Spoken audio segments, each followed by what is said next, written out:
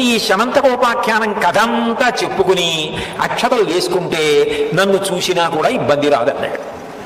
చంద్రుడిని చూసినా కూడా ఇబ్బంది రాదు అని వినాయకుడు శాపావకాశం ఇచ్చాడు. అంతవరకు బాగానే ఉంది. కానీ ఈ శమంతకోపాఖ్యానం ఇంత జ్ఞాపకం ఉండి ఇన్ని మలుపులతోటి కథంతా చెప్పుకోలేకపోతే ఎక్కడైనా కథ అయిపోయిందిగా. కథ తారుమారైపోతే ఇబ్బంది కదా. మరి ఏం చేయమంటావు అని అడిగాడు మేనల్లుడు విఘ్నేశ్వరుడి. కృష్ణ పరమాత్మ అడిగితే విఘ్నేశ్వరుడు అన్నాడు, ఈ కథంతా చెప్పుకోలేకపోయినా, ఈ కథంతా జ్ఞాపకం ఉండకపోయినా అసలు శమంతకమణి నీది అని ఒకనాడు అన్నదే జాంబవతి. ఆవిడ నిన్ను చూసి సంతోషంతో ఏ శ్లోకం చెప్పిందో ఆ ఒక్క శ్లోకం చెప్పుకొని నక్షత్రం వేసుకుంటే చాలు.